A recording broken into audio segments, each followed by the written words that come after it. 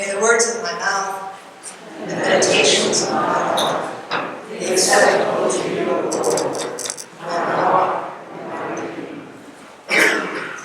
Good morning. Have you been to the mountaintop? It feels a little like a mountaintop in here this morning. I don't know about you too. Living so close to the mountains, I'm sure we've each been to the mountaintop, one mountaintop or another. But I grew up in Iowa, land of rolling hills. There were no mountains for hours around, so I can still remember my first experience of the mountains.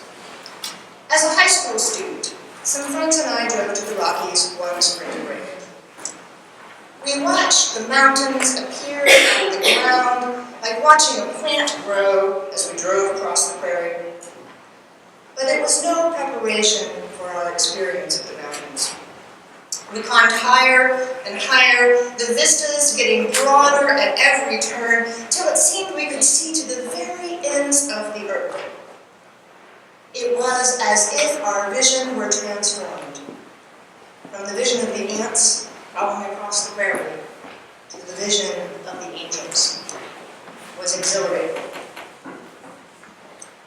Yet there's a dark side to the mountaintop experience. There in the Rockies, the vistas are long, but so are the potential falls. Driving through the mountains seemed fraught with peril.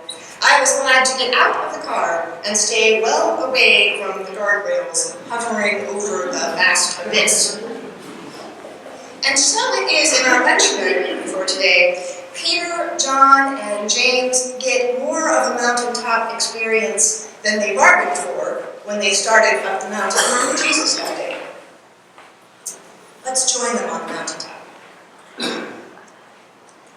At the start of the story, Peter, John, and James are enjoying the mountain view when suddenly Jesus goes radiant, his face glowing and his clothes wet like lightning. Then they see Jesus speaking with Moses and Elijah.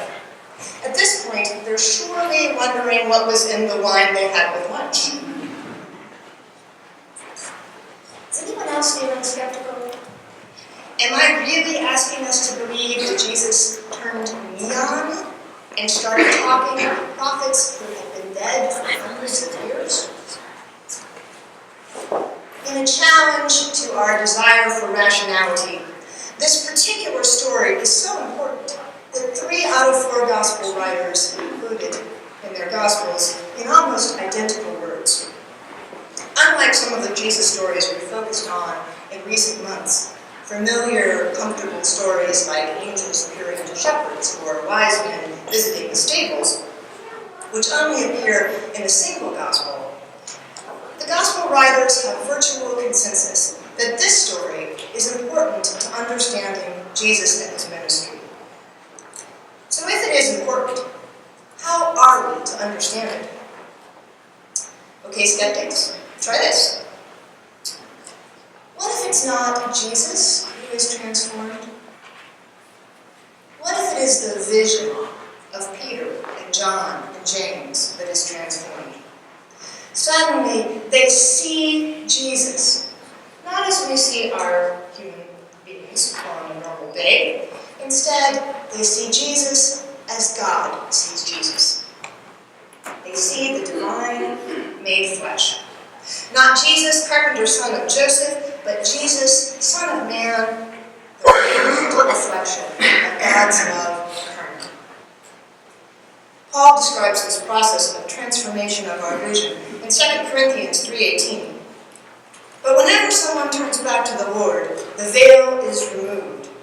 And Paul continues, all of us are looking with unveiled faces at the glory of the Lord. As if we were looking in a mirror, we are being transformed into that same image from one degree of glory to another. When the veil falls from our faces and we see as God sees, our own faces reveal the glory of the Lord. Look in a mirror, says Paul, and what do you see? The glory of the Lord.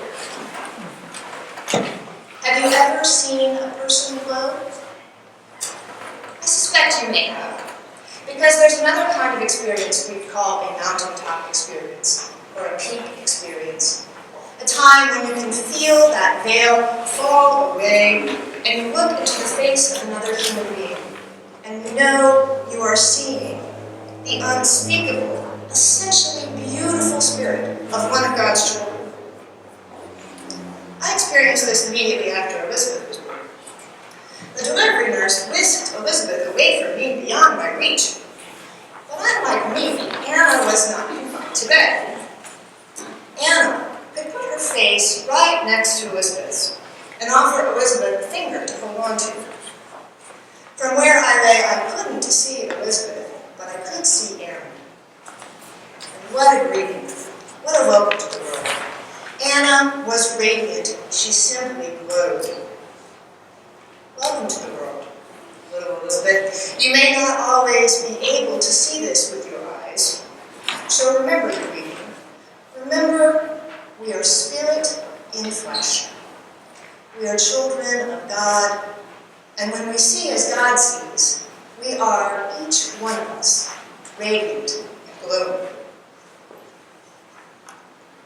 The second part of the story is Peter's response to the transformation.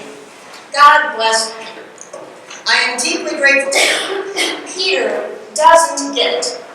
Over and over again, Peter doesn't get it, so that we can understand better. How does Peter respond to this transformation? Peter reports out, Master, it is good to be here. Let's make 3 dwellings. We'll build one for you, we'll build one for Moses, and we'll build one for Elijah. Peter, in response to this awesome experience, wants to move Jesus to the mountaintop so he can hang out with Moses and Elijah. And why not? Surely here is the proof that a struggling disciple needs to see Jesus as more than just another teacher and a healer traveling the countryside. Imagine Peter's line of thought. Hey world, look at this. My guy blows. And not only that, he runs with the big dogs. Moses and Elijah. Woo, woo, woo. My guy is the real deal. Well, the legendary story doesn't end with Jesus the Radiant. The mountaintop experience just keeps coming. Have you had this mountaintop experience? The clouds gather, lower, and the mountaintop is transformed. No longer one of grand vistas, heavenly clarity, and angel-like perspective, visibility is restricted to a few feet. What was once glorious and unmistakable is now invisible. Even clearly marked trails become dangerous when the path is hidden just a few feet away. For Peter, James, and John, their afternoon hike is not getting any easier. A glowing Jesus is surely mind-bending, but the descent of the cloud is downright dangerous. And then, there is the voice. The text reads, This is my son, my chosen. Listen to him. Now, to those of us hearing the story in the safety of a well-lit church, this will sound familiar, even reassuring. It sounds a lot like what happened in Jesus' baptism, right? In Luke's baptism story, a voice came from heaven, You are my son, the beloved, with you I am well pleased. But Peter, James, and John haven't grown up hearing the baptism story. The disciples weren't present at the baptism. They hadn't been called when Jesus was baptized. And it's not even clear in the baptism story that anyone hears the voice other than Jesus. At his baptism, God is speaking to Jesus. This time, God is speaking to Peter, James, and John. And the message is, you're right. He is the real deal. Now be quiet and listen. What happens next speaks volumes about Jesus. The clouds lift, Moses and Elijah are no longer there, and Jesus has returned to his regularly scheduled skin tones. God has just instructed his disciples to listen up and into this commanded silence. What does Jesus say? Nothing. Nothing. Jesus doesn't say anything. He turns down the mountain, goes back into the valley, and continues on with his ministry. And that's all the response Peter needs to his offer to build a mountaintop house. Jesus' actions show us his position. The mountaintop experience is powerful, but now it's time to go back to work. No shrines, no temples, no living in the clouds. It's back down the mountain to heal the sick and bring the good news to all of God's children.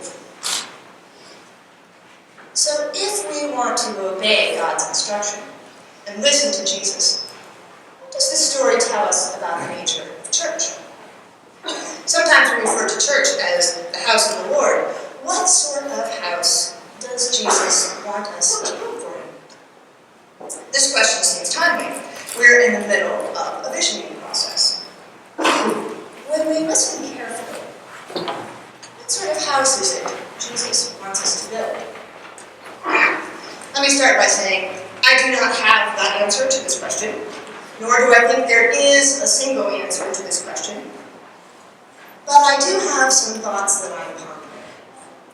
So let's imagine we're standing on the top of that mountain, and from there we can see a little way down multiple paths, different paths. And we can imagine where each of those paths might take us. These are thought experiments, if you will, ideas we can try on for size and consider if this might be the path to which God calls us. I offer them up so we can ponder them together. One thing we know about Jesus is he did not have a house during his ministry. He traveled to the people. And wherever he was, there was worship. Wherever he was, in the village, in the city, on the countryside, on the mountain, there was the Spirit of God. What if we could reflect that? So that wherever we were, there was worship. How would we do that? How would it change our relationship to God and the people around us? I don't know what it would look like, but I'm sure it would be powerful, transformative. What if our church helped us carry worship wherever we go? What if we built a church that supports and challenges one another to worship God throughout the week, every day, not just when sitting in church on Sunday? That might be a house Jesus would appreciate. One in which we stretch and grow and learn to experience the Spirit of God with us always. Jesus took his message to the people. Not just the rich, powerful, pretty people. Jesus took his message to the tax collectors, the Samaritans, and the lepers. These are the pariah, friends. These are the folks no one else wants to be associated with. They are the people beyond the social comfort zone of that day. They are the them, not the us. So what if we build a church which takes the message of Jesus to the social pariahs of our day? What if we challenge ourselves to move beyond our social comfort zones? Who would that mean we reach out to? Who in our community needs to hear the good news?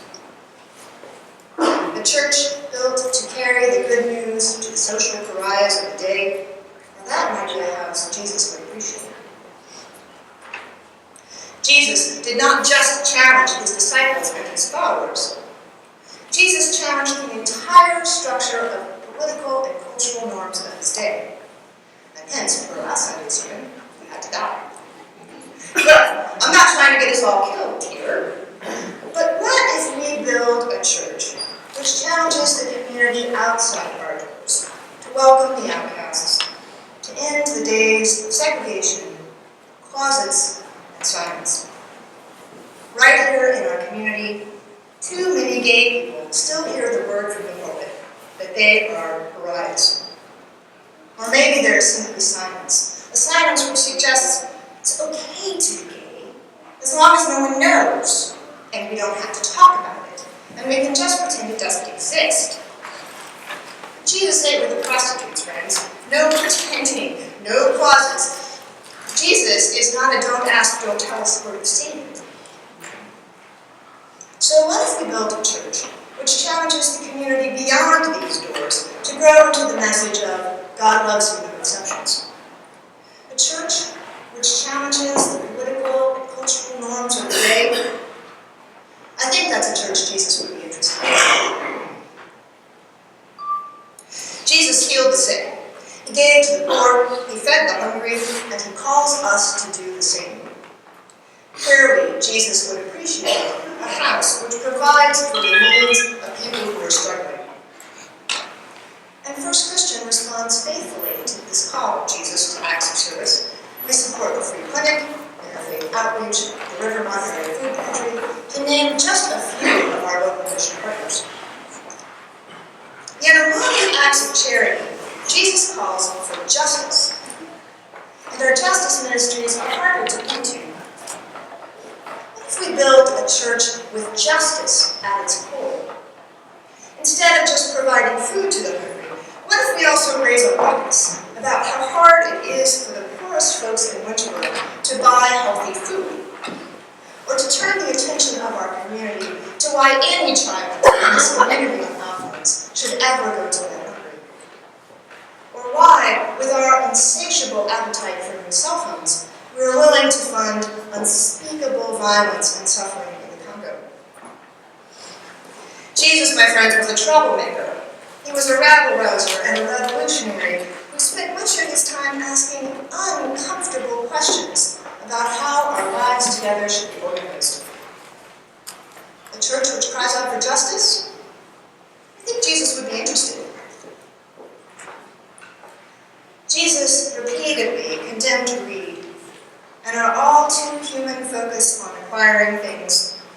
As Jesus says in Luke 12, verses 15, beware and be on your guard against every form of greed. For not even when one has an abundance does life consist of possessions. Today on Global Warming Sunday, we are reminded of the costs of our greed. Climate change does more than raise our utility bills. It has the potential to destroy already weakened ecosystems. We are called to be stewards of creation, not destroyers of God's beautiful handiwork. Climate change also disproportionately affects poor and marginalized communities as sea levels rise.